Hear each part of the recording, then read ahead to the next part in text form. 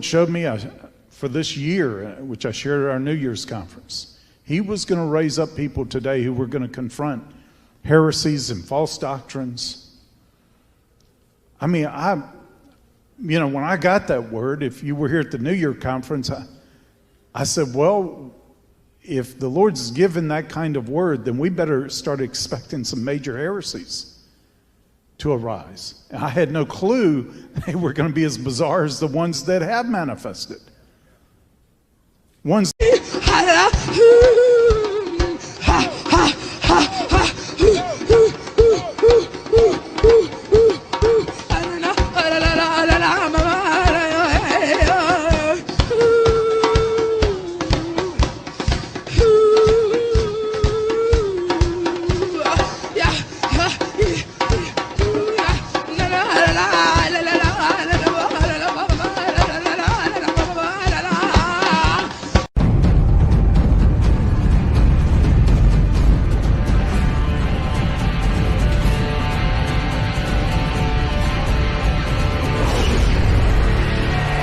The devil is only afraid of Christians trying to fly in prayer, who've got a bit of life in them. He's not worried about religion, he's not worried about prayers. But Christians who are really trying to pray in the name of Jesus, that gets him really worried. And therefore, he attacks at that point. As the little jingle puts it, Satan trembles when he sees the weakest saint upon his knees. Don't underestimate the devil and don't treat him as a joke. But he does tremble when he sees the weakest saint upon his knees. I believe that when you come to know the Lord, you come to know the devil at the same time. And if someone says to me, well, I don't have any experience of the devil, I've never come across the devil, I honestly wonder how far they've gone with the Lord. In this, and there's going to be a lot more information to follow, but I wanted to give you an idea of what I'm seeing here, the red flags that it's brought up, and what I'm trying to convey to you. The information is there, and I didn't think this was all that serious a thing. This guy, maybe he was getting talked to, but maybe not. No, I think there's a conspiracy behind this. I think they actually have chosen Mark Taylor and pushed him up front, and he's getting guidance from powers that be. And he might honestly believe that he's doing the Lord's will, as a lot of prophets do. Or false prophets. They think God is speaking to them, but personally I think it's familiar spirits, because that's exactly where false prophets come from. It's not God talking to them, it's familiar spirits. An angel of light, Satan, comes to them. And that's the same thing that happened with Muhammad too. He thought an angel came and talked to him, and it wasn't an angel. It was the angel of light. And then he took it to his wife. He was scared to death.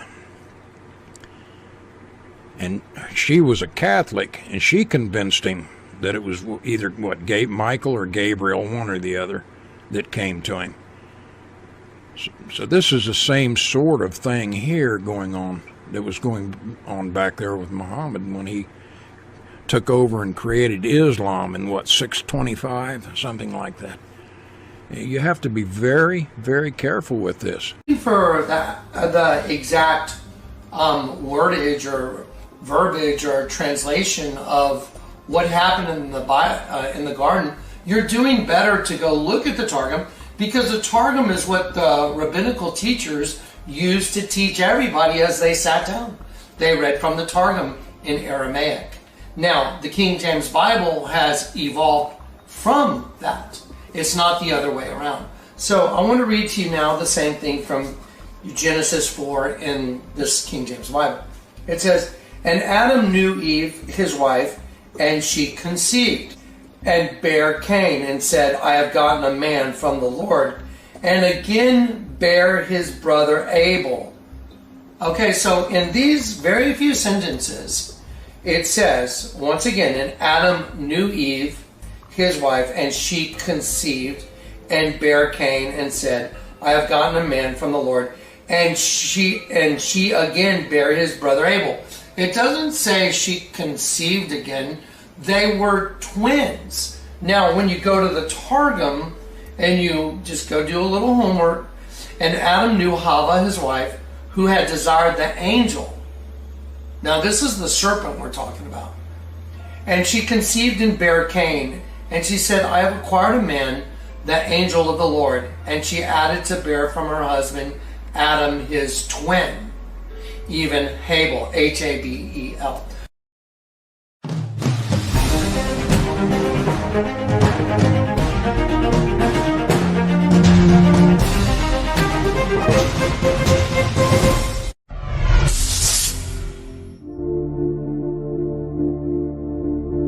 Welcome to Fringe Pop 321, the show that believes the world is stranger than we think, but thinking should not be strange.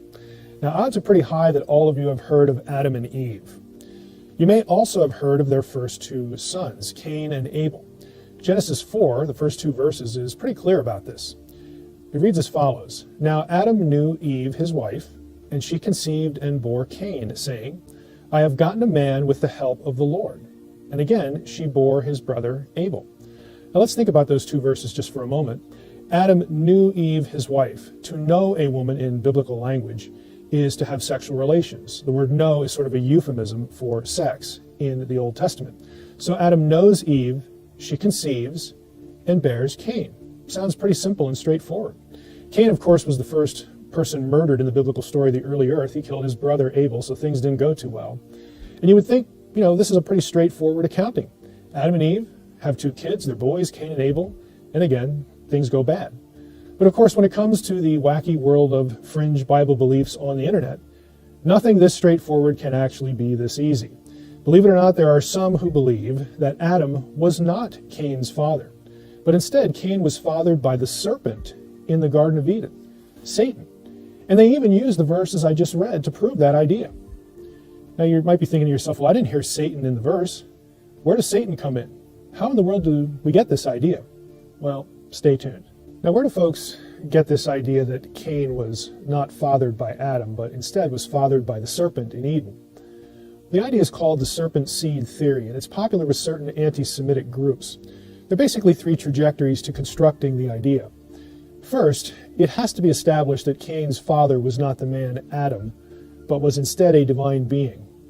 Now, there's a grammatical ambiguity in the Hebrew text of Genesis 4:1 that's used to argue this point. Take a look at this picture of the Hebrew text of Genesis 4:1 with English translation.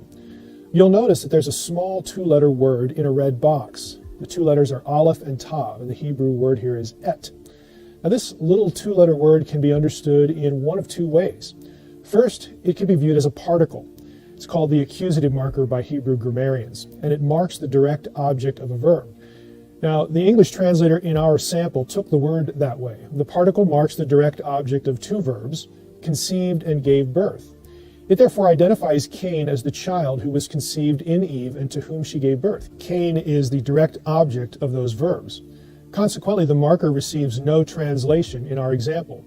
Now, the same two-letter word appears later in the verse in the green box.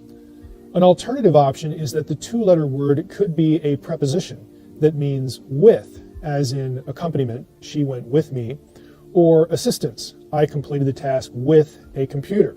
The interpretive issue for our consideration is whether the two-letter word in Genesis 4:1 in the green box is an object marker like the first one, or this preposition.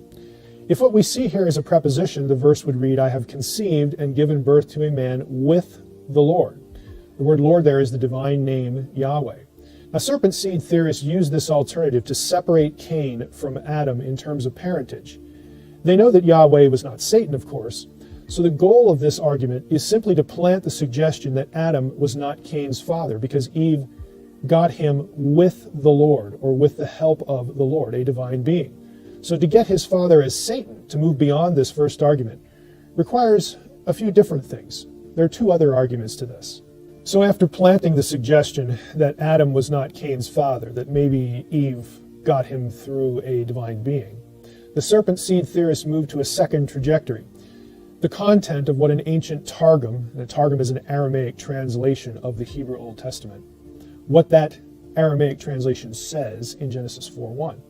Now, the Targum I'm talking about specifically is Targum Pseudo-Jonathan, which says this: Adam knew his wife Eve, who had conceived from Samael, the angel of the Lord.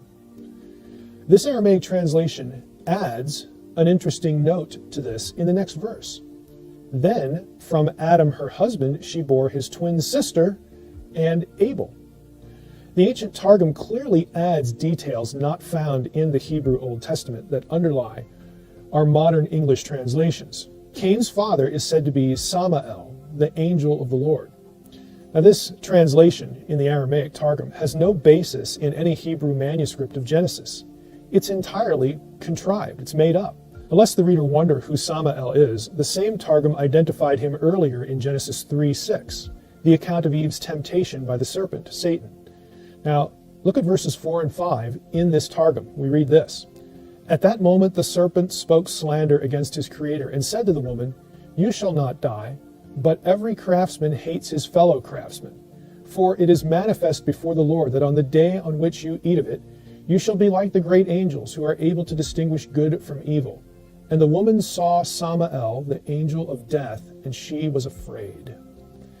To our eye, this Samael figure could be understood as a figure in the garden distinct from the serpent. But serpent seed theorists don't look at it that way. They want Samael to be the serpent. When Eve saw Samael, the angel of death, we are told that she's looking at the serpent who is speaking to her. And it's at this point that serpent seed believers are going to argue that, well, in Genesis 4, Eve conceived Cain with Samael. And if Samael is Satan, the serpent, in Genesis 3, there you go. You have Cain being fathered by the serpent. Now, beyond that, serpent seed theorists add another thought. They go to Genesis 5:3 from the same Aramaic Targum to bolster their notion to this point, which reads this: When Adam had lived 130 years, he begot Seth, who resembled his image and likeness. For before that, Eve had borne Cain, who was not from him and who did not resemble him. Now this wording denies that Cain was from Adam. Cain was not from him and did not resemble him. The father of Seth was Adam, who resembled his father, but that wasn't true about Cain. Now modern English translations based on the Hebrew text of the Old Testament, not Aramaic, in Genesis 5:3, believe it or not, appear to convey a similar idea with a different wording. It reads as follows: When Adam had lived 130 years, he fathered a son in his own likeness, after his image, and named him Seth. Now, even though there's no editorial comment about Cain not being like Adam, we don't get any information in Genesis 5:3 about Cain, and so we have an argument from omission. The point is that in Genesis 5:3, Seth is described as being in Adam's own lineage and likeness, but back in Genesis 4:1, Cain was not described that way. Numbers, and they're going to glory in the fact that they're so contemporary. They're going to glory in their acceptance by the world. Jesus warned, beware of false prophets which come to you in sheep's clothing. They're to come like gentle sheep, sincere, intelligent, bright, but said inward they're ravening wolves. And folks, Jesus gave that in the context of his message. He said, because strait is the gate, narrow is the way which leadeth to life, and few there be that find it. And the very next verse he says, beware of false prophets. You're going to come in sheep's clothing, but they're ravening wolves. It's Christ himself warning us. False prophets, false pastors, false evangelists, posing as submissive sheep, going to come saying the way is not that narrow. The way is not that straight. And they're going to accommodate. They're going to change the gospel to suit the needs of the people.